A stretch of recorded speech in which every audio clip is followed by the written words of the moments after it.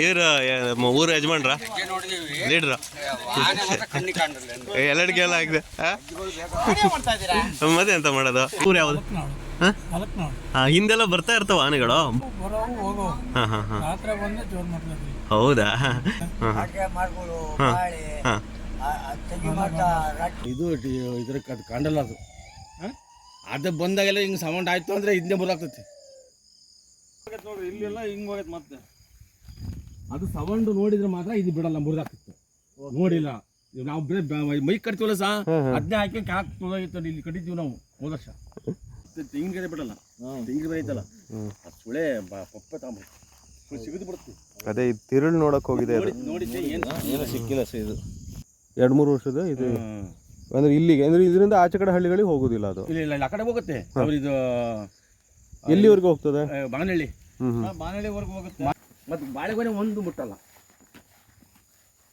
ಹಲಸಿನ ಹಣ್ಣು ಹಲಸಿನಕಾಯಿ ಸಿಗುತ್ತೆ ಕಾಲೊಳಗೆ ಕೊಬ್ಬಣ ಕೆಳಗಡೆ ಇದಲ್ಲ ಹಿಂಗ್ ಬರ್ತದೆ ಇಲ್ಲೇ ಟೂ ಗಾಡಿ ಇದು ನೋಡಿಬಿಟ್ಟು ಮತ್ತೆ ತಿರುಪಿಟ್ಟು ಇಲ್ಲಿ ಬಂದಿದೆ ಅದು ಫಸ್ಟ್ ಓಸತಿ ಮುರಿದಿದ್ದು ಓಸತಿ ಅವಾಗ ಅಷ್ಟೇ ಅದು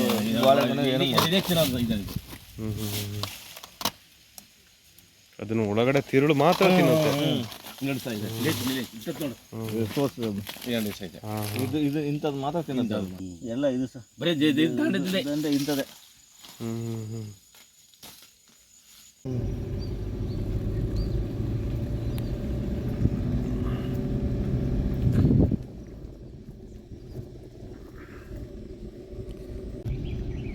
ಅಲ್ಲಿದ್ದಾರೆ ಬರ್ತದೆ ಬಂದ್ರಲ್ಲ ಸರ್ ಎಲ್ಲರೂ ಬಂದರು ಒಂದು ಎಮ್ಮೆಗೆ ಎಷ್ಟು ಎಕರೆ ಬರುತ್ತೆ ಒಂದು ಎಮ್ಮೆಗೆ ಎಷ್ಟು ಎಕರೆ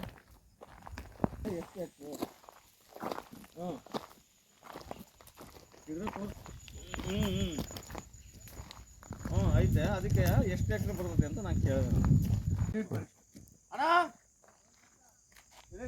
ಆ ಕಡೆ ಹೋಗಿದ್ದೆ ಬಾಲಮರೆಯ ಬಂಡೆ ಬಂದತ್ರಕ್ಕೆ ನಾವು ಇದು ಮಾಡಿದ್ದೇವೆ ತೋರ್ಸಲ ಸರ್ ಅದನ್ನ ಗೊತ್ತಾಯ್ತು ಇದು ಬಂಡೆ ಇಲ್ಲಿ ಸರ್ ಇಲ್ಲಿ ಬಂಡೆ ಇಷ್ಟಿದ್ರೆ ಇಳಿಯಲ್ಲ ಅದು ಅಲ್ಲ ಇಷ್ಟಿದ್ರೆ ಬರಲ್ಲ ಅದು 3 ಮೀಟರ್ ಇದ್ರೆ ಹೌದು ಬರಲ್ಲ ಕರೆಕ್ಟ್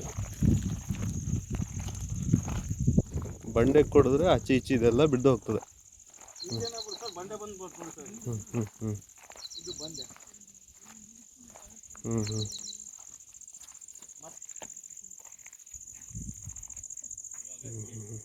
ರಾತ್ರಿ ಇಲ್ಲೇ ಬಂದಿರೋದು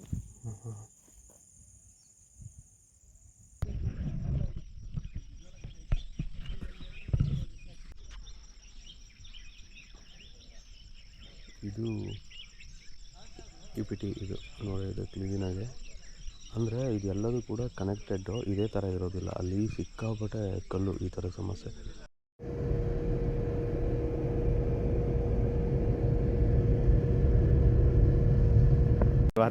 ಅಂಕಲ್ ಅಂತ ಈ ಊರ ಹೆಸರು ಇದು ಉಬ್ರಾಣಿ ಫಾರೆಸ್ಟ್ ಲಾಸ್ಟ್ ಬಾರ್ಡಲ್ಲಿ ಬರುತ್ತೆ ತಾಲೂಕಲ್ಲಿ ಈ ರಂಗೇನಹಳ್ಳಿ ಎಂತ ರಂಗಯ್ಯನಗಿರಿ ದೇವಸ್ಥಾನ ಬೆಟ್ಟಕ್ಕೂ ಅದೇ ಹೆಸರಾ ರಂಗಯ್ಯನಗಿರಿ ದುರ್ಗದ ಬಸಾಪುರ ಅಂತ ಯಾವಾಗಲೂ ಆನೆ ಕಾಣ್ತಾನೆ ಇರುತ್ತೆ ಅಲ್ಲಿ ಆನೆ ಕಾಣ್ತಾನೆ ಇರುತ್ತೆ ಇವಾಗ ಒಂದು 12 ವರ್ಷದಿಂದ ಬಂದು 4 ಆನೆ ಸೇರ್ಕೊಂಡಾವೆ ಅದರಲ್ಲಿ ಒಟ್ಟು 8 ಆನೆ ಇದೆ ಅಲ್ಲೊಂದು 4 ಹಿಡಿದಿದ್ದಾರೆ ಇವಾಗ ಇದೊಂದು 4 ಆನೆಯಿಂದ ಎಲ್ಲ ರೈತರಿಗೆ ಬಹಳ ತೊಂದರೆ ಆಗಿ ವರ್ಷ ಬರೋದು ಬೆಳೆ ಹಾಳಿ ಮಾಡೋದು ನಿಮಗೆಲ್ಲ ಕಾಣ್ತಿತ್ತಾ ಹಂಗೆ ನೀವು ನೋಡಿದ್ರೆ ಓಕೆ ನೀವು ಅಂದ್ರೆ ಆನೆ ಎಲ್ಲ ಸಿಕ್ಕಾಪಡೆ ಅಲ್ಲ ಬೆಳೆ ಎಲ್ಲ ರಿಪೋರ್ಟ್ ಕಳಿಸ್ತಿದ್ದೀವಲ್ಲ ಸರ್ ಟ್ರಂಚ್ ಉಪಯೋಗ ಇಲ್ಲ ಸರ್ ಒಂದು 2-3 ತಕ್ಕ ದಾರಿ ಇದೆ ಆ ದಾರಿ ಇಲ್ಲಿ ಹೋಗಿದಾರಲ್ಲ ಅಲ್ಲಿ ದೇವಸ್ಥಾನಕ್ಕೆ ಅಂತ ದಾರಿ ಬಿಡ್ತಾರೆ ಅದನ್ನು ಇದು ಮಾಡಿಲ್ಲ ಟ್ರಂಚ್ ಅಂದ್ರೆ ಕೆಲವೊಂದು ಹತ್ರ ಬಂಡೆ ಸ್ವಲ್ಪ ಇದಿರಲಿಲ್ಲ ಅಂತದೆಲ್ಲ ತಗ್ಸಿದ್ದಾರೆ ಆದ್ರೂ ಅದು ಒಂದ್ ಸ್ವಲ್ಪ ಸ್ಲೋಪ್ ಮಾಡ್ಕೊಂಡು ಬಂದ್ಬಿಡುತ್ತೆ ಆನೆ ಅಲ್ಲ ಈ ಆನೆ ಹೋದ್ರೆ ಮತ್ತೊಂದು ಆನೆ ಬರ್ತಾನೆ ಇರ್ತಾವೆ ಈಗ ಒಂದ್ಸತಿ ಆನೆ ಕಾರಿಡಾರ್ ಆದ್ರೆ ಬರುತ್ತೆ ಸರ್ ಆ ಕಾಡಂದ್ಮೇಲೆ ಆನೆ ಬರ್ಲೇಬೇಕಲ್ವಾ ಒಂದು ಶಾಶ್ವತ ಪರಿಹಾರ ಕೊಟ್ರೆ ರೈತರಿಗೆ ಚೆನ್ನಾಗಿ ಅನುಕೂಲ ಆಗತ್ತೆ ಸರ್ ಇಲಾಖೆಗೂ ಇದಾಗ ಅನುಕೂಲ ಆಗತ್ತೆ ಅದೇ ಎಲ್ಲಿ ಮೆತ್ತದ ಮಣ್ಣಿರುತ್ತಲ್ಲ ಅಲ್ಲಿ ಸ್ವಲ್ಪ ಅದೇ ಜರ್ಗ್ ಮಾಡ್ಕೊಂಡು ಬಂದ್ಬಿಡುತ್ತೆ ಅದೇ ಕಾಲ ಓದ್ಕೊಂಡು ಸ್ವಲ್ಪ ದಾರಿ ಮಾಡ್ಕೊಂಡು ಹತ್ತತ್ತೆ ಎಷ್ಟು ಹಳ್ಳಿಗಳಿಗೆ ಸಮಸ್ಯೆ ಆನೆಗಳದ್ದು ಈ ಆನೆಯಿಂದ ಸರ್ ನಮ್ದು ಅಪ್ ಟು ಇಲ್ಲಿಂದ ಗಂಡಂಕ್ಲು ಮರವಂಜಿ ಅನಕನಾಳು ಈ ಕಡೆ ಉಬ್ರಾಣಿವರೆಗೂ ಹಿಂಗೆ. ಆಮೇಲೆ ಈ ಕಡೆ ಜೋಳದಾಳು ಈ ಕಡೆ ಇದರ ತನಕನೂ ಸಮಸ್ಯೆ ಆಗಿದೆ ಸರ್. ಆಮೇಲೆ ಏನೋ ಬೆಳೆ ಹಾನಿ ಮಾಡಿದಾವೆ ಮನುಷ್ಯರಿಗೂ. ನಮ್ಮ ಕಡೆ ಅಲ್ಲಿ ಅರೇನಹಳ್ಳಿದೊಂದು ಕೇಸಸ್ ಬಿಟ್ರೆ ಮತ್ತೆ ಅದು ಯಾವಾಗ ಆಗಿದೆ ಅರೇನಹಳ್ಳಿ? ಅದೊಂದು 3-4 ವರ್ಷದ ಹಿಂದೆ ಆಗಿತ್ತು. ಅಷ್ಟು ಬಿಟ್ರೆ ಅದು ಮೃತಪಟ್ಟಿದ್ರ? ಒಬ್ರು ಮೃತಪಟ್ಟಿದ್ರು. ಅದು ಕಾಡಲ್ಲಿ ಹೋಗಿದ್ಕೆ ಅವರು, ಬೈಲಲ್ಲಿ ಬಂದು ಹೊಡೆದಿಲ್ಲ. ಇವಾಗ ಏನು ಮಾಡಿಲ್ಲ, ಒಟ್ಟು ಬೆಳೆಗಳಿಗೆ ಹಾನಿ ಮಾಡುತ್ತೆ ವರ್ಷ ಬಂದು. ಅಡಿಕೆ, ಬಾಳೆ, ತೆಂಗು. ಬಾಳೆ ಅಂತೂ ಬೆಳೆಯಂಗೆ ಇಲ್ಲ ಅದ್ರ ಮುಂದೆ. ಆದ್ರೆ ಹಳ್ಳದಲ್ಲೆಲ್ಲ ನೀರು ಬರ್ತಾ ಇರುತ್ತೆ, ಹಂಗಾಗಿ ಅವಕ್ಕೆ ಒಳ್ಳೆ ಇರ್ಲಿಕ್ಕೆ ಚೆನ್ನಾಗಿ. ಏನು ನಿಮ್ಮ ಹೆಸರು? ನಮ್ಮ ಹೆಸರು ನಾಗರಾಜ್ ಅಂತ ಸರ್. ಏನು ಬೇರೆ ಪ್ರಾಣಿ ಕಡಾಜ, ಸಾರ್ಗ, ಆಮೇಲೆ ಕೊಂದೂರೆ, ಅವನ ಕಾಡೆಮ್ಮೆ ಇಂಥವಿದ್ದು ನಮ್ಮ ಕಾಡಲ್ಲಿ. ಈಗ ನಾವು ಗಿಡ ಓಡಾಡೋದು ಬಿಟ್ಟು ಈಗ ಸಾಧಾರಣ ಒಂದು 10 ವರ್ಷ ಆಯಿತು. ಅಲ್ಲಿಂದ ಇಟ್ಟು ಸೇರ್ಕೊಂಡಿರೋದು ಅವು. ಬಂದಿರೋ ಸರ್. ಆನೆ ಮೊದಲು ಇರಲಿಲ್ಲ ನಿಮ್ಮಲ್ಲಿ? ಮೊದಲಿರಲಿಲ್ಲ.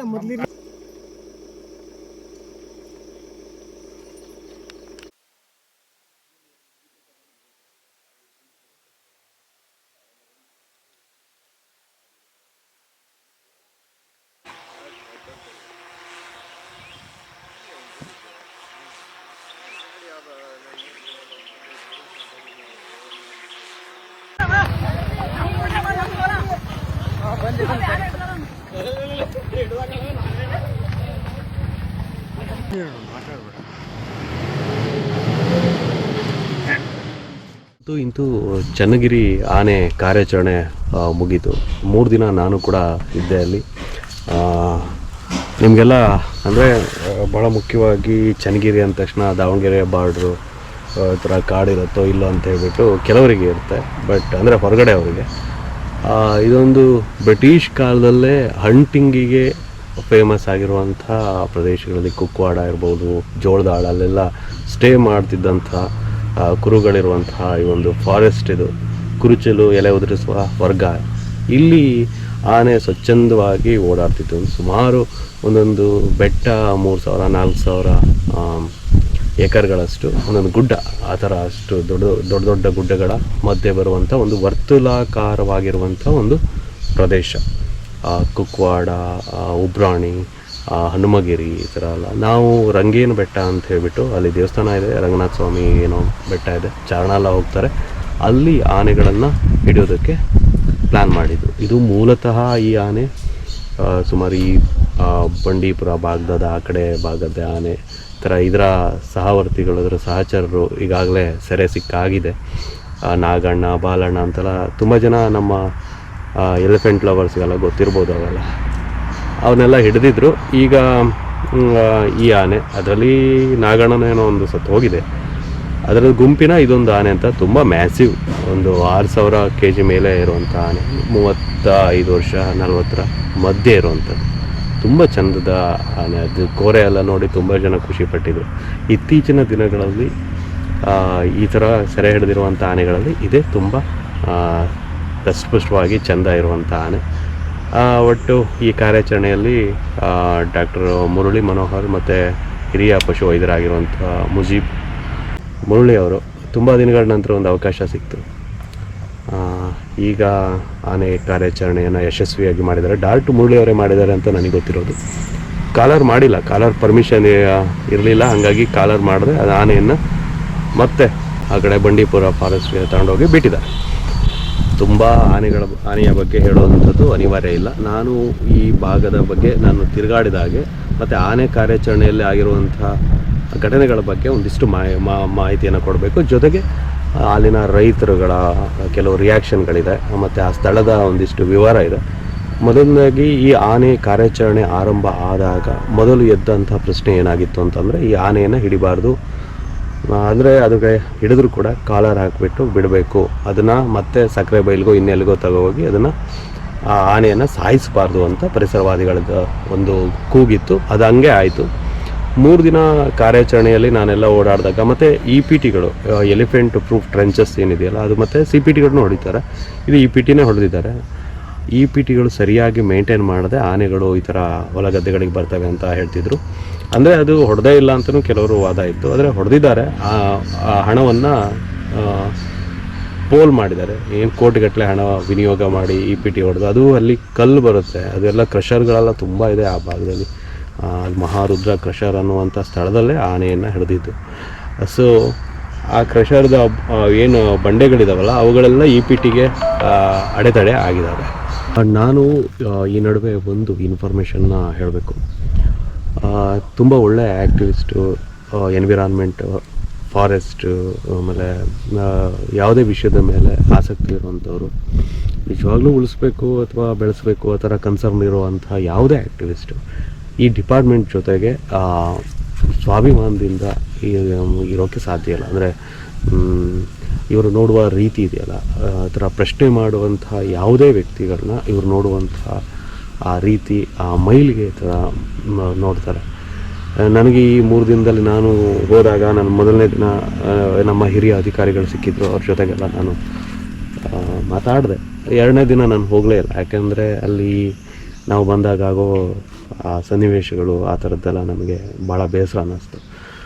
ಆಮೇಲೆ ನಾನು ಆನೆ ಸೆರೆ ಕಾರ್ಯಾಚರಣೆ ಸಮಯದಲ್ಲೂ ಕೂಡ ಅವರು DCF ಭದ್ರಾವತಿ ಅವರಿಗೆ ನಾನು ಫೋನ್ ಮಾಡಿದೆ, ಈ ಥರ ಅಂತ ಹೇಳ್ಬಿಟ್ಟು ಅವರಿಗೊಂದು ಮೆಸೇಜು ಹಾಕಿದ್ದೀನಿ, ಇನ್ಫಾರ್ಮೇಷನ್ ಅಷ್ಟು ಬೇಕು, ಸೆರೆ ಕಾರ್ಯಾಚರಣೆ ಆದಮೇಲೆ ಪತ್ರಿಕಾ ಪ್ರಕಟಣೆ ಹೊರಡಿಸ್ಬೇಕು ಗೈಡ್ಲೈನ್ಸ್ ಅನುಗುಣವಾಗಿ ಅಂತ.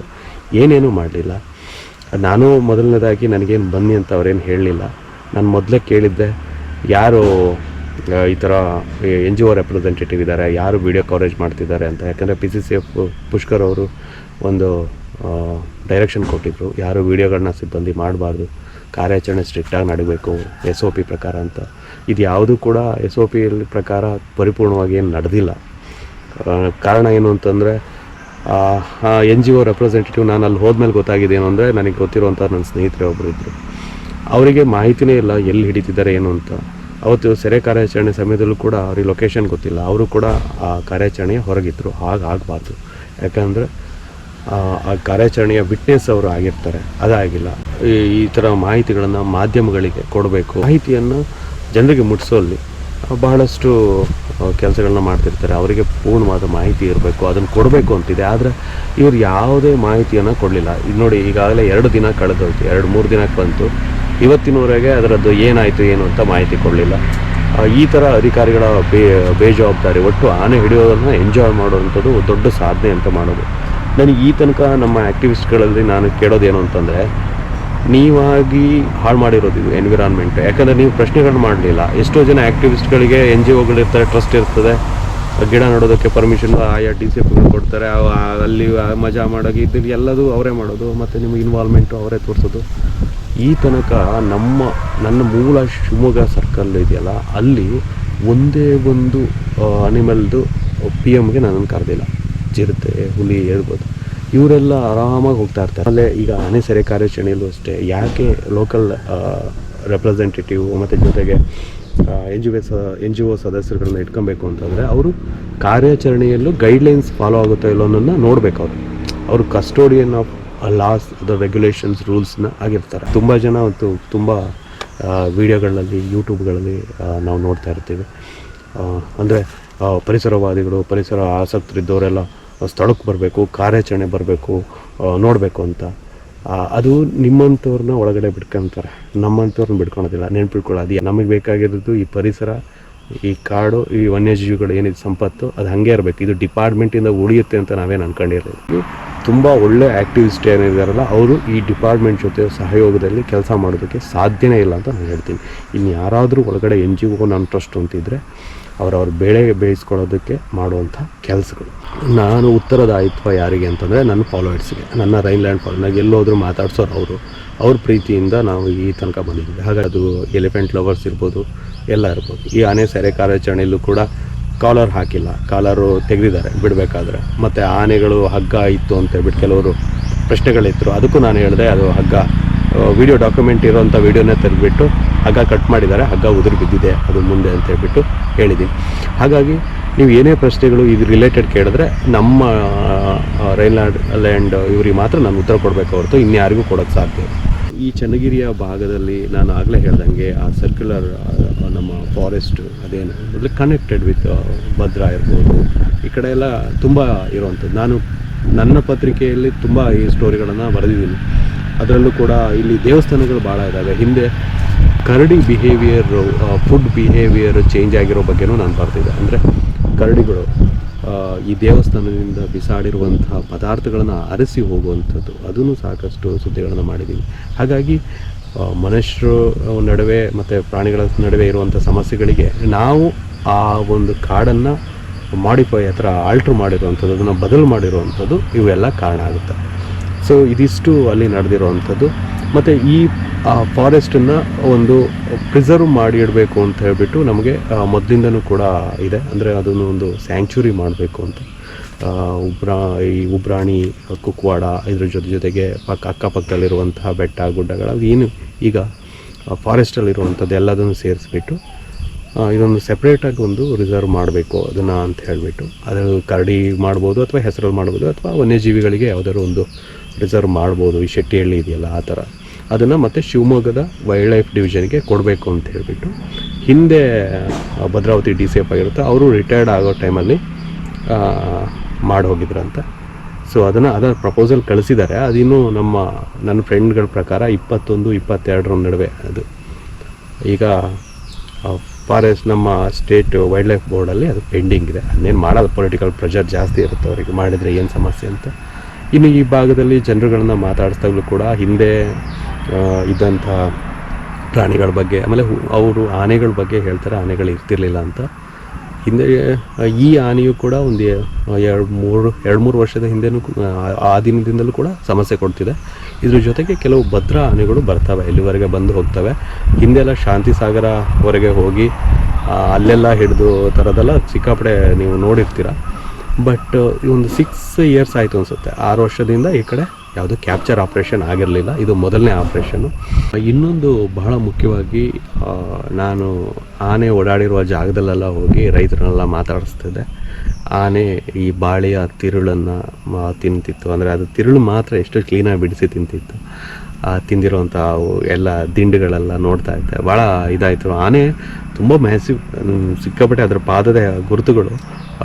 ಡಾಕ್ಟರ್ ಮುರಳಿ ಅವರು ಒಂದು 3-4 ದಿನದಿಂದ ಅದರ ಲದ್ದಿ ಮತ್ತು ಅದರದ್ದು ಪಾದದ ಹೆಜ್ಜೆಗಳನ್ನೆಲ್ಲ ಅದು ತುಂಬ ಮ್ಯಾಪಿಂಗ್ ಮಾಡಿ ಅದನ್ನು ಕರಾರುವಕ್ಕಾಗಿ ನಾವು ಒಂದು ಸರಿ ಫೋನ್ ಮಾಡಿದಾಗ ಡಿಪಾರ್ಟ್ಮೆಂಟ್ನವ್ರು ಹೇಳಿದ್ರು ಒಂದು 6,000 kg ಇರ್ಬೋದು ಅಂತ ಹೇಳ್ಬಿಟ್ಟು ಮುರಳಿ ಅವರು ಹೇಳಿದ್ದಾರೆ ಅಂತ. ಸೊ ಹಾಗಾಗಿ ಅದು ಕ್ಯಾಲ್ಕುಲೇಷನ್ ಎಷ್ಟು ಕ್ಲೀನಾಗಿ ಮಾಡಿದರು ಅಂತಂದರೆ ನಿಜಕ್ಕೂ ಖುಷಿ ಅನಿಸುತ್ತೆ. ಇನ್ನೊಂದು ನಾನು ಇದರ ಬೆನ್ನಲ್ಲಿ ಹೇಳಬೇಕು ಅಂದರೆ, ಬೇರೆಯವ್ರು ಯಾರು ಹೇಳ್ತಾರೋ ಇಲ್ಲೋ ಗೊತ್ತಿಲ್ಲ, ನಾವೆಲ್ಲ ಈಗ ಆನೆ ಸೆರೆ ಕಾರ್ಯಾಚರಣೆಯಲ್ಲಿ ಏಕಸ್ವಾಮ್ಯತ್ವ ಬಗ್ಗೆ ಮಾತಾಡಿದ್ವಿ. ಅಂದರೆ ಒಬ್ಬರೇ ಡಾಕ್ಟರ್ಗಳನ್ನು ಕಳಿಸ್ತಾರೆ, ಬೇರೆಯವರಿಗಿಲ್ಲ. ಆಮೇಲೆ ಈ ಥರದ್ದೆಲ್ಲ ಕೆಲವು ಅವಾಂತರಗಳ ಬಗ್ಗೆ ಹೇಳಬೇಕಾದ್ರೆಲ್ಲ ಎಕ್ಸ್ಪ್ಲೇನ್ ಮಾಡಿದ್ವಿ. ಈಗ ಎಲ್ಲರೂ ಕೂಡ ಕೆಲಸ ಮಾಡ್ತಿರೋದು ಖುಷಿ ಆಗ್ತಿದೆ ಈಗ. ಯಾಕಂದರೆ ಡಾಕ್ಟರ್ ಮುಜೀಬ್ ಅವರು ನಮ್ಮ ತಿತಿಮತಿಯಲ್ಲಿ ಕಾಲರ್ ಮಾಡಿದ್ರು, ಆ ಕಡೆ ಮಳ್ಳೂರಲ್ಲಿ ಹುಲಿ ಮತ್ತು ಹುಲಿ ಮರಿಗಳೆಲ್ಲ ರೆಸ್ಕ್ಯೂಯಲ್ಲಿ ನಮ್ಮ ಹಿರಿಯ ವೈದ್ಯರಂತ ವಸೀಂ ಡಾಕ್ಟ್ರು ಕೂಡ ಮಾಡಿದರು. ಈಗ ಮುರಳಿ ಮತ್ತು ಮುಜೀಬ್ ಸರ್ ಎಲ್ಲ ಸೇರಿ ಮುರಳಿ ಅವರು ಡಾಕ್ಟ್ ಮಾಡಿದ್ದಾರೆ. ಎಲ್ಲರಿಗೂ ಕೂಡ ಕೆಲಸದಲ್ಲಿ ಇನ್ವಾಲ್ವ್ ಆಗಿರೋದು ನಮಗೆ ಖುಷಿ ಇದೆ. ಭಾಳ ಬೇಸರ ಅನಿಸೋದೇನು ಅಂದರೆ, ನಾನು ಬೇರೆ ಥರದ ಆ್ಯಕ್ಟಿವಿಸ್ಟ್ ಅಲ್ಲ, ನಾನೊಬ್ಬ ಜರ್ನಲಿಸ್ಟು ಮತ್ತು ಮಲೆನಾಡು ಭಾಗದಿಂದ ಆ ಸಮುದಾಯಗಳಿಂದನೇ ಬಂದಿರುವಂಥದ್ದು. ಏನು ನಾಶ ಆಗಿರುವಂಥಕ್ಕೆ ಕಾರಣ ಆಗಿರುವಂಥ ದೊಡ್ಡ ಸಮುದಾಯಗಳಿದ್ದಾವೆ, ಆ ಸಮುದಾಯಗಳ ಹಿನ್ನೆಲೆಯಿಂದ ಬಂದೆ. ನಾವು ಈ ವಿದ್ಯಾಭ್ಯಾಸ ಮಾಡಿ ಬರುವ ಅಷ್ಟೊತ್ತಿಗೆ ಇವುಗಳೆಲ್ಲ ಹಾಳಾಗಿರೋ ಬಗ್ಗೆ ಅಟ್ಲೀಸ್ಟ್ ಈಗಂಥ ಫಾರೆಸ್ಟನ್ನು ಇಂಟ್ಯಾಕ್ಟ್ ಇಟ್ಕೊಂಡ್ರೆ ನಾವೇನಾದರೂ ಮುಂದೆ ನಾವು ಕಣ್ಣು ಬಿಡ್ಬೋದು ಅನ್ನುವಂಥ ಒಂದು ಕಾಳಜಿಯಿಂದ ಇವೆಲ್ಲ ಶುರು ಮಾಡಿದ್ದೇ ಹೊರತು ಯಾರೋ ಆ್ಯಕ್ಟಿವಿಸ್ಟು ಹಿಂದೇನೋ ಇದ್ದರು ಬಹಳ ದೊಡ್ಡವನು ಈಗೇನೋ ರಿಸರ್ಚ್ ಮಾಡ್ತಾರೆ ಅದನ್ನೆಲ್ಲ ಒಂದು ಸೆಪ್ರೇಟಾಗಿ ನಾನು ಮಾತಾಡ್ತೀನಿ. ಆ ಥರ ನಾನು ಇಲ್ಲ. ಸೊ ಇದೊಂದು ಡಿಫ್ರೆಂಟ್ ಕಾನ್ಸೆಪ್ಟೇ ಡಿಫ್ರೆಂಟ್ ಇದು ಕರ್ನಾಟಕದಲ್ಲಿ. ನಾವು ಯಾವುದೇ ಎನ್ವಿರಾನ್ಮೆಂಟಲಿಸ್ಟು ಅವರ ಆ್ಯಕ್ಟಿವಿಸ್ಟ್ಗ ಮುಖವಾಣಿಯೂ ಅಲ್ಲ, ಮುಖವಾಡವೂ ಇಲ್ಲ. ತುಂಬ ವ್ಯಾಲಿಡ್ ಇರುವಂಥ ಸಂಸ್ಥೆಗಳ ಸ್ಪಾನ್ಸರ್ ಬೇಕಾಗುತ್ತೆ. ಅದು ನಮ್ಮ ಅಭ್ಯುದಯಕ್ಕಂತೂ ಬೇಡ. ಅರಣ್ಯದ ನೇರವಾಗಿರುವಂಥ ಈ ಥರ ಕಾರ್ಯಗಳಿಗೆ ಕೆಲಸಗಳಿಗೆ ಬೇಕಾಗುತ್ತೆ, ಕನ್ಸರ್ವೇಷನಿಗೆ ಆಗುವಂಥದ್ದು ಆ ಥರ. ಸೊ ಇನ್ನೇನಾದ್ರು ನಿಮ್ಮ ಹತ್ರ ಐಡಿಯಾಗಳಿದ್ದರೆ ಅಥವಾ ನಮಗೇನಾದ್ರು ನೇರವಾಗಿ ನಮ್ಮದು ಆ್ಯಕ್ಚುಲಿ ರೈನ್ಲ್ಯಾಂಡ್ ಟ್ರಸ್ಟ್ ಆಗಿದೆ, ಅದು ಟ್ರಸ್ಟ್ ಇದೆ, ಆ ಥರದ ಸಹಾಯಗಳಿದ್ದರೆ ನೀವು ಖಂಡಿತ ಮಾಡ್ಬೋದು. ಮತ್ತು ಏನು ನಮಗೆ ಅನಿವಾರ್ಯ ಇಲ್ಲ, ನನಗೆ ಪರ್ಟಿಕ್ಯುಲರ್ಲಾಗಿ ಅನಿವಾರ್ಯ ಇಲ್ಲ. ಅದು ನನಗೆ ಗೊತ್ತಿರೋವಂಥವ್ರು ಎಲ್ಲರಿಗೂ ಗೊತ್ತಿದೆ. ಈ ತನಕ ನಾವು ನನ್ನ ಅಷ್ಟು ಹಣದಿಂದ ನಾವೆಲ್ಲ ಕ್ಯಾಂಪೇನ್ ಮಾಡ್ಕೊಂಬಂದಿದ್ವಿ. ಇದೇನು ಯಾರ ಸಹಾಯವೂ ಇಲ್ಲ, ಸಹಕಾರವೂ ಇಲ್ಲ. ಡಿಪಾರ್ಟ್ಮೆಂಟಲ್ಲಿ ಒಂದು 10-15% ನನಗೆ ನನ್ನ ಸ್ನೇಹಿತರುಗಳು ಇದ್ದಾರೆ, ಅವರು ಮಾರಲ್ ಸಪೋರ್ಟ್ ಇದೆ ಅಷ್ಟೇ. ಹಿಂಗಿದೆ ಇದು ಆನೆ ಕಾರ್ಯಾಚರಣೆಯ ಲಫಡಗಳು. Thank you.